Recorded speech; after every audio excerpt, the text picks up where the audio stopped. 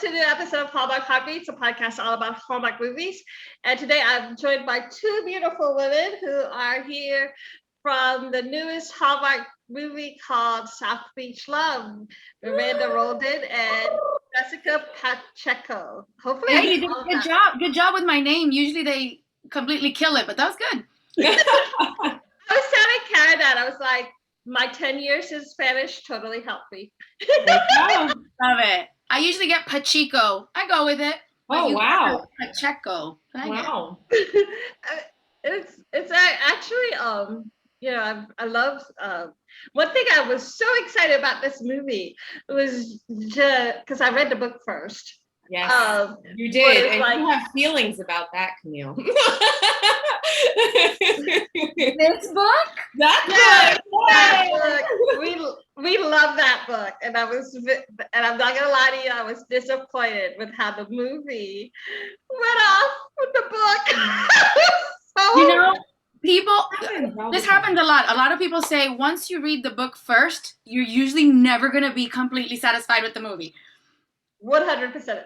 Agree. 100%. One of my friend who joined me this week, we were talking about how one of the biggest things that they missed in the movie was just how I loved how Carrie that kind of explained the symbolism of quinceañeras, what went on with the shoes and the doll and everything else. And all they did in the movie was just show what it is, but didn't explain its meaning. So therefore, it just felt like a generic birthday party. If you don't explain the symbolism of what was going on in a quinceañera, then it doesn't really feel like a quinceañera. You know what I mean? Well, no, I don't know how many generic birthday parties involve dolls and Converse and heels. All of mine did growing up. One thing I have to say though is that the shoe thing, I was like, if you didn't know what the shoe switching symbolism meant, you would think that it was a Cinderella moment. Ooh. Yeah, but I think in reality, it actually meant that you were switching from like childhood to being a woman.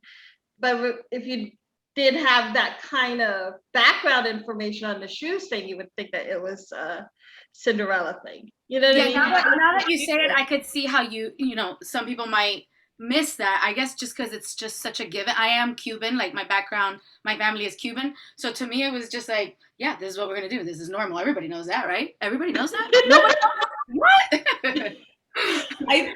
What's interesting to me for those that don't have this sort of quinceañera background, right, is that it provoked a question in you, like, what does that mean? So then what was the second thing that you would normally do in this generation is you Google it. Yes. And I think that's a beautiful thing, because then you get a really detailed explanation of like really learning on what these things mean and what it is. I agree with you. It would have been beautiful to have a full layout and explanation of each ceremony, because they do the candle lighting, they do the shoes, they do all of that. But hey, that's why we need to look it up. And that's why we need a sequel. We do need a sequel. The people want more, right, Camille? You want more. Oh my God. I just want like more of all of y'all. Like seriously, you guys are like so funny. I feel like we've all become friends through this whole movie thing. We have. But anyway, Jessica, your characters changed. Your character's name changed and stuff. Did you both read the book before doing the movie, or have you read the book since? What kind of character differences do you notice for your old character from the book that you wish kind of was incorporated into the movie yourself? So I'll tell you this, Camille, this is the way it happened. I got the call that I got the part on a Thursday evening, like 10 p.m. Yeah. And then we were on set on Monday. Mhm. So I had the weekend, which I actually did. I went online, ordered it. We ordered the books. I remember we both were like, "Oh, we got to get the book right now!" Like Right. as soon as you figure it out that you're cast, you're like, "Okay, let's do research mode and let's get the book." Exactly. Oh my gosh. So by the time I got the book, we were already on set, and I had already filmed one scene. Yeah. But obviously, yeah, I wanted to know what Caridad had in mind for Maria, which in the book my character is called Sylvia, Yeah. not Maria. I actually don't know the reason why they changed the name, but I'll go with it. Nobody does. That's a high up level decision, I think. Right. Also, you had a green Jeep. I had a green Jeep in the book. I Where's my know. green Jeep? You had like a neon green Jeep. That I did. I wish I guess I did. You don't want to see this room today. I like color. Can you tell? Yes.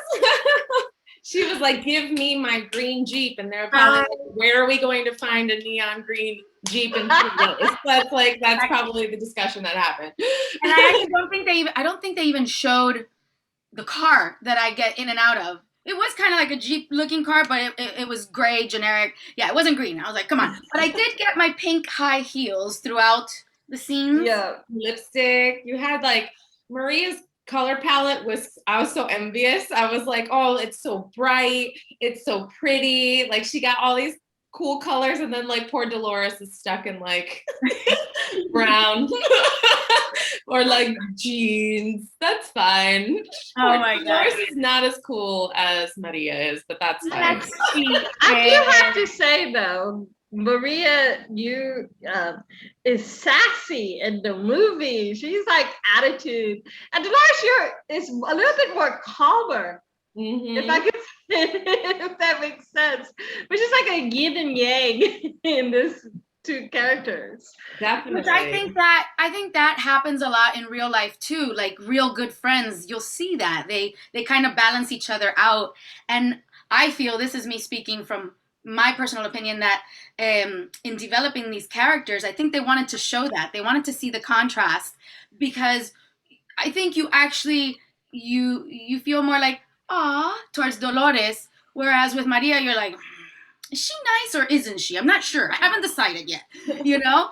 And then I think at the end you kind of can see my cat Maria. I think she's great. I think she's sweet and kind. She's just busy, you know? You're fiery. Busy.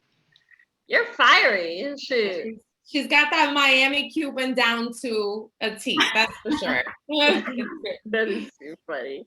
What were some of your favorite parts of filming the movie? Like, Me?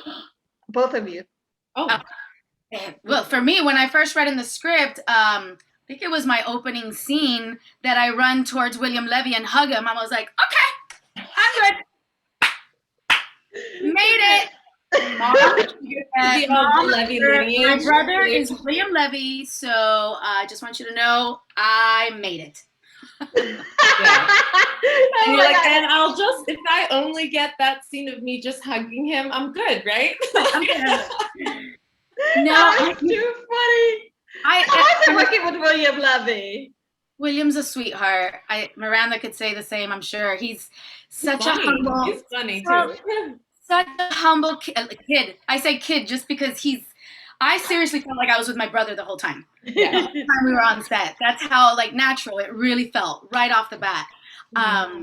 So yeah, I mean, I thought casting was on point. Like I felt that way with Taylor. We have that sister-in-law, sister type of relationship, and instantly, I mean, her and I really bonded while filming the film, and it was a pleasure. She's such a sweetheart and so great and such a veteran of the Hallmark family. I was like, tell me everything you know. You know, this is our first Hallmark movie, mine and Jessica. So once you've been indicted into the family, I mean, it really does feel like a family. And I just thought casting was great. I thought that we bonded really well together as a whole, as a cast. Like it was great. I want to go back. I want to see everyone again.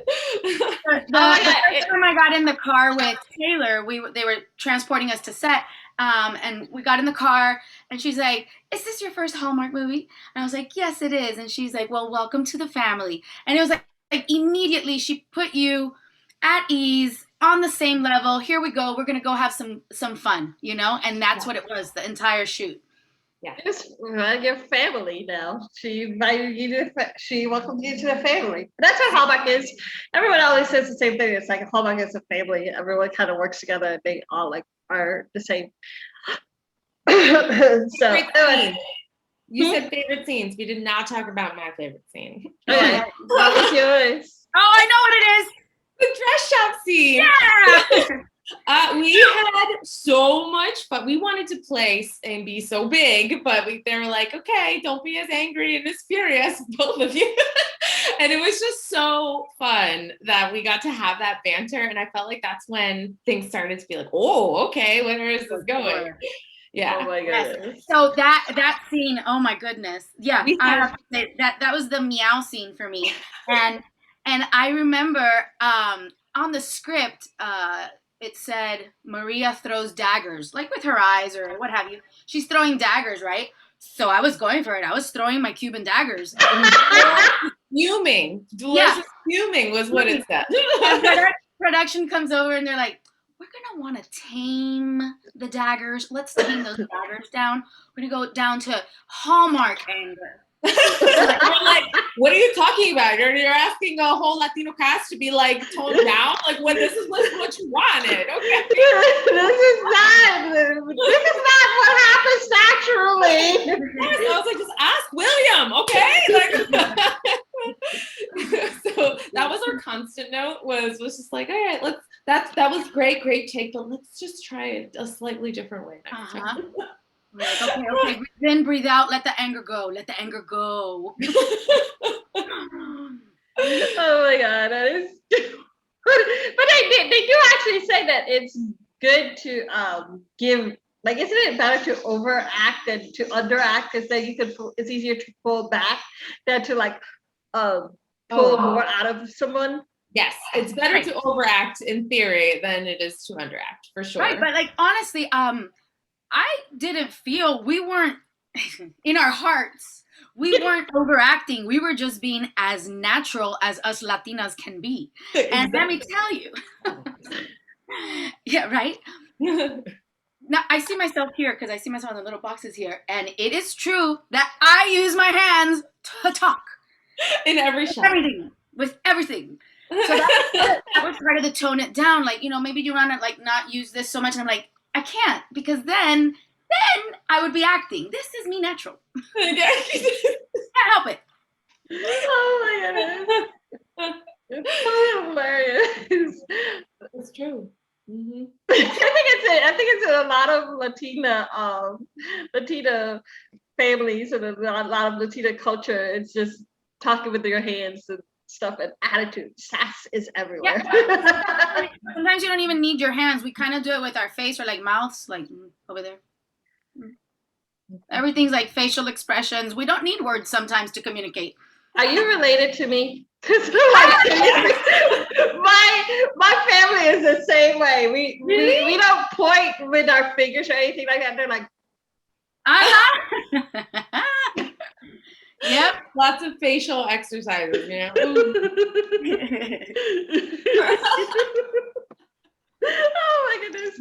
Anyway, y'all are too hilarious. Like, try to get anything done with us. I mean, this is how it was behind set. We're just like giggling. They're like, okay, quiet on set. Quiet. Okay, was that us? Always getting in trouble for talking too much. I always got in trouble in school for talking too much. I was always that girl who was like, you, detention. No, I never got detention. I just got spoken to a lot. Quiet. I would get demerits. I don't know if they still do demerits. Yeah, I went to a private school. They would give me demerits, and if you rack so many demerits up, you would get either, you know, detention or suspended, what have you. But all my demerits were because I would wear my skirt too short. Oh, because what? It was too fashionable. Like, you wanted to be fashionable. We weren't allowed to have our skirts. It was a Baptist Christian school, and we could only have our skirt 2 inches above the knee, and I wanted 3 inches. Just, you know, not a lot, just. Wow. Yeah. Oh my goodness, that is too funny. No, we had the whole like Oh God, my train of thought with questions is just going haywire. How? Wow. See what happens when you talk to Latinas? Yeah, you just got all excited. Got to talk about everything. Oh my goodness. Well, some of the things that I wanted to mostly talk about was just like how proud are you guys that your Cuban culture was represented in this movie? And it was mostly like I don't know if the whole cast was Hispanic, was Cuban, or if it was like It was mixed. yeah. There was a big amount of Cubans on my side. On my character Maria's family, we were all Cuban. My dad, Roberto Escobar, who is very famous in the Latino world. My mother, Caridad Ravelo. Obviously, William Levy, my brother, and myself, all Cuban. Was your daughter? Say again? No. So my daughter, Giselle, she's, if I'm not mistaken, I think both sides of her family are Mexican. Can you verify that, Miranda? I don't know both sides, but definitely one of the sides. Yeah. We're all kind of mixed at this point. It's just a fully mixed cast. But what's beautiful about quinceañeras is it's not just for Cubans. It's Puerto Rican. We have Dominicans celebrated as well. I mean, there's a lot. Mexican, like it's a lot of traditions kind of in that hemisphere of people who celebrate it. So that was something that made me so proud, as you were saying. I think it's groundbreaking in the Hallmark space. Yes, it is. I am excited to see what other stories and cultures that Hallmark is going to tell and really highlight. And I know that there were younger girls of the 15 age range of 14 to 15 who probably are thinking about their quinceañeras, and like to be able to see it on TV and see it celebrated. Like I'm getting goosebumps talking about it. I mean, it's just something I never saw growing up. So yeah. It's really a beautiful, beautiful thing. And for me, I know that the movie left us like wanting more, which I think is a good thing. But I think it's going to be just the door opening up to more stories to be told in this capacity. Exactly. Miranda, I don't know if you remember, but at the premiere, I had my parents, but my date was my niece. And my niece is she just turned 16. So again, sometimes these traditions, they kind of get lost, And my niece, my brother's Cuban and her mother is from Argentina. So she has also a little multi-culti family and different traditions going. But I think this movie kind of, inspired her, even though she's 16 now. But I'm like, hey, how do you feel about a sweet 16? Maybe a gown, take some pictures, what have you. And she did it. I got her a photo shoot and a gown, a tiara, everything. So I was like, yeah. So I think it's important to keep these traditions alive, or at least let our teenagers be aware of them, and then they could decide if they want to continue with it or not. Did you guys have your own quinceañeras? Ooh, good question. So I did a whole photo shoot. Remember, Miranda, they had asked us for pictures. So beautiful. They were going to include some, but I think at the end they didn't include our pictures. So I did have a whole photo session, kind of like 15, but dressed in white. It looked like a wedding dress. Very, very cute. I wasn't able to do the big party with the court and the dances because unfortunately somebody passed away in my family around that time. So we kind of let that be. But I did have the photos and I still have them to the day. I have them and I'm proud of them. What about you, Dolores? She looked amazing. Miranda, sorry. Hi, Dolores, no problem. I did not have a quinceañera. So my mom didn't have one either. Growing up, she had 5 brothers and sisters.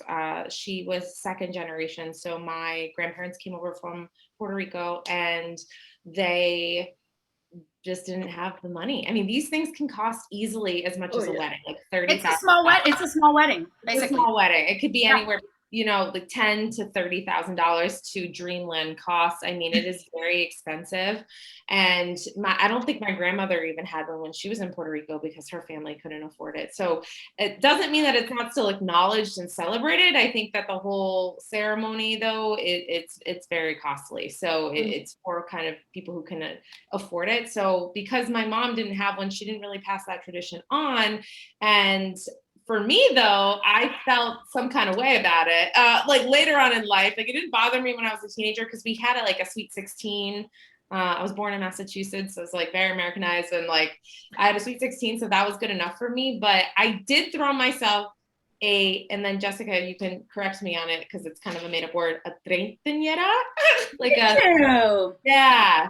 So I threw myself a 30th, like I love it. Yeah, but my 30, and I had a tutu, I had a crown, I had a photo shoot. I cooked all of our favorite foods, that we love to eat. And we had dancing and we had karaoke, and it was in New York City, and it was like the best party of the year. And that was my intention. And I'm all about celebrating birthdays. So I was like, okay, if I didn't get to do it at 15, I'll do it at 30. And I encourage anybody else who didn't have a quinceañera to throw themselves something. I encourage it too. My real birthday is actually on Christmas Day, December 25th. So that becomes, also a bit of a struggle. If I would have had a quinceañera, we're celebrating Jesus, but we're also celebrating me, who wants to come to my birthday. You need your separate day. Like, I need my separate day that he needs, and then you need your separate day. I did it. I'm not going to say the milestone, but one of those big ones. Yeah.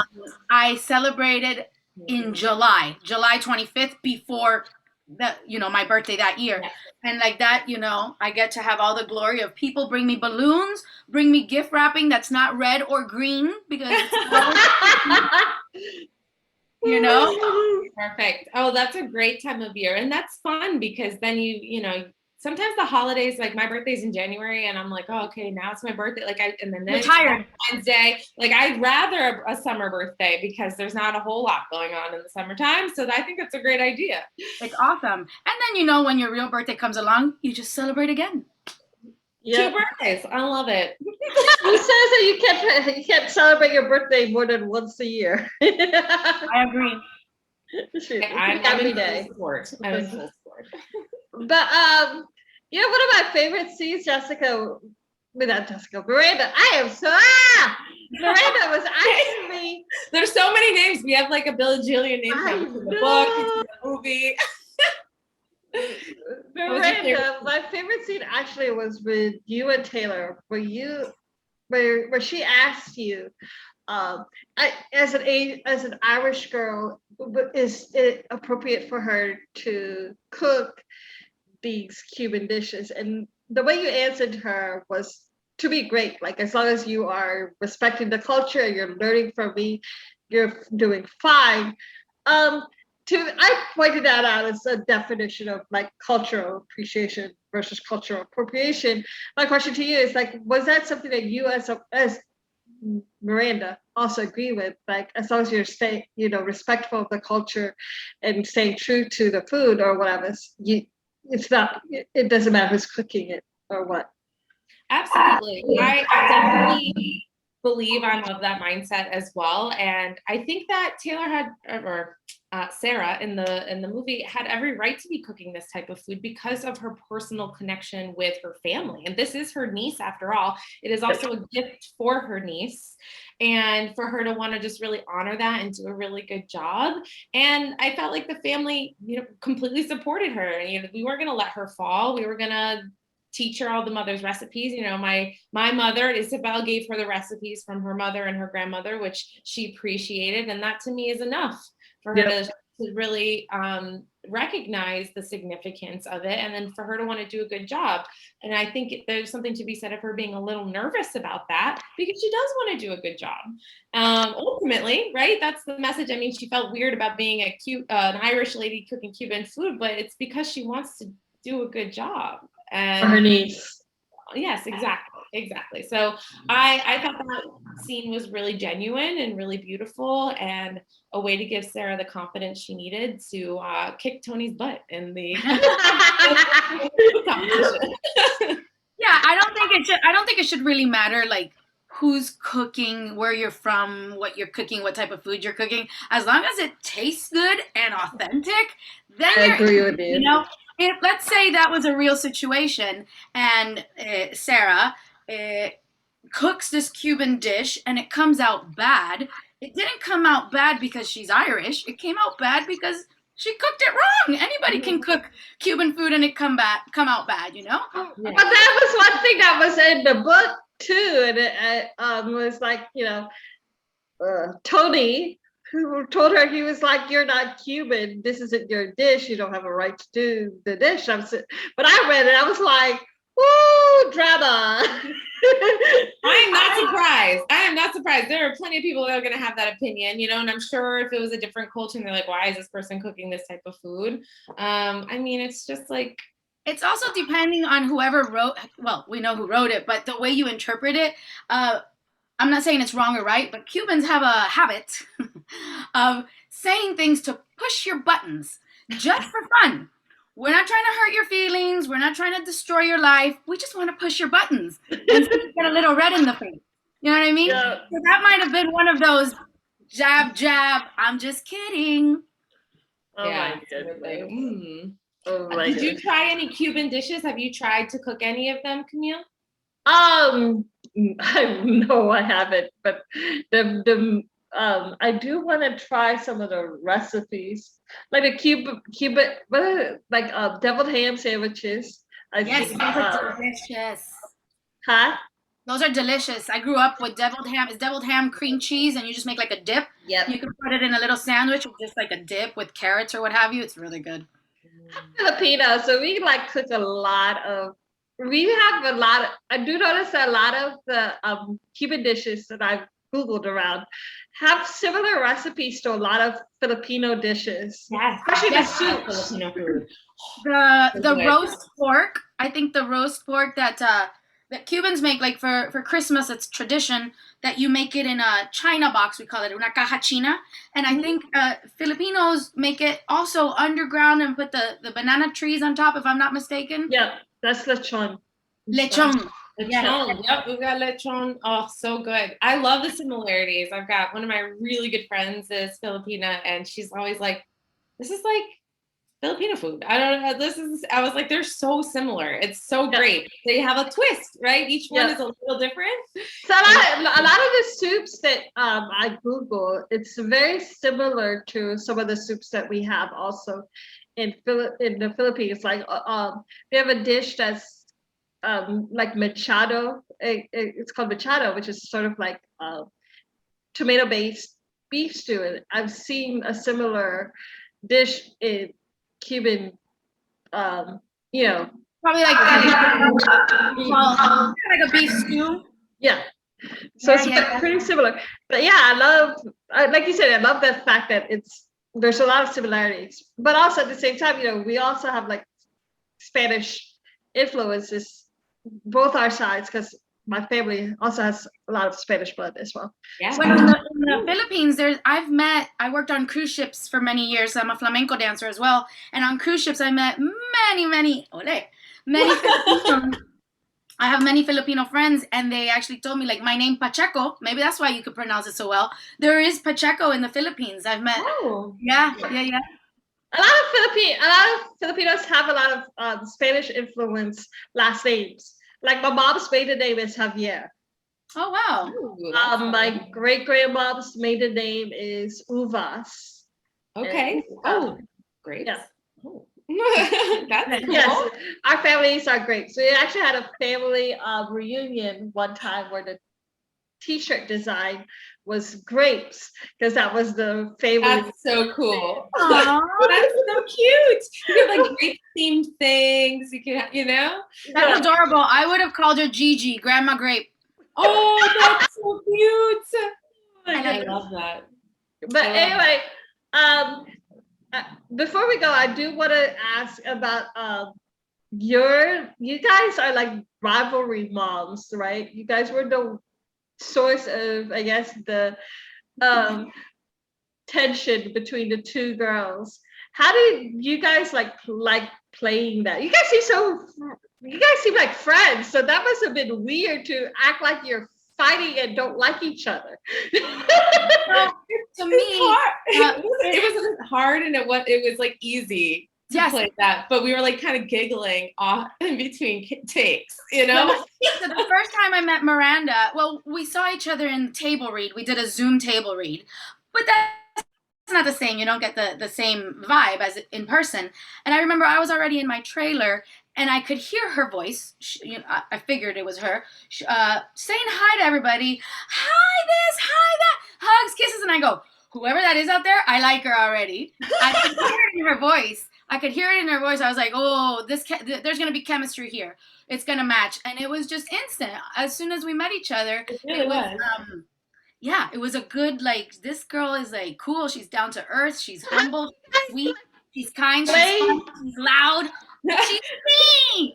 Yeah, exactly. I think you have to have that chemistry because it makes for the tension scenes to be better and it also makes it more believable in the end that it's like, oh, these people really are friends. They just had, a riff. I'm sure all your viewers watching probably had a friend that they've had a riff with at some point, or their feelings got hurt. Poor Dolores, she's so sensitive. But their feelings got hurt, but they're still really good friends, and because there's so many similarities between that. So we clicked instantly, and I think that the good vibe we have, that obviously we still have, as just Jessica and Miranda, when we get to the end that we make up, which is such a sweet scene, I think.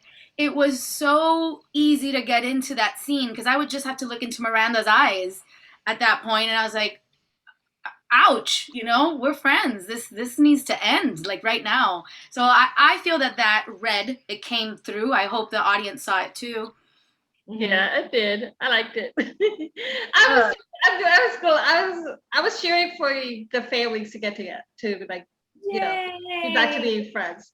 I mean, I knew it was going to happen because I read the book, but this is all right. Well, I love that we were able to make up before the party, right? Yeah. So that we could let loose, have a great time, dance, all the fun things. And I feel like you're a flamenco dancer, and you both have, I'm assuming, dancing backgrounds. We didn't see much of either of you guys dancing. I know. Qué pena. Right? They just wanted to dance. Dolores has some moves. Like we could, they used to bring us back. And so we had a salsa scene. We went out to the club dancing, the whole family. And my husband, which you don't see too much of my husband in the movie because Maria doesn't let her husband talk, obviously. There's no time for him to talk. It's all about Maria. Pretty. Just a pretty husband. Okay. So cute because he's actually Puerto Rican descent. The actor is Puerto Rican descent, but when they told him you're gonna dance, he was like, I'm gonna what? He's like, yeah, you're in a club scene, you're gonna dance. And I had already told him I'm a professional dancer, and he's like, so intimidated. He didn't know what to do. It was the cutest thing, but there's a couple little clips of us dancing in there, but you gotta give those dancing scenes to the Dancing with the Stars runner-up, William. I know, right? Yeah, I know. I felt like William held back on his dancing, and all we saw him doing was a lot of dipping. I'm like, come on, dude, do some dancing. He was like the hips, he was talking about the hips. It's too funny. Anyway, thank you guys so much for letting me talk to you. I had so much fun. You're welcome. Thank you for having us on your podcast. I can tell that you guys are probably just the funnest ladies. I mean,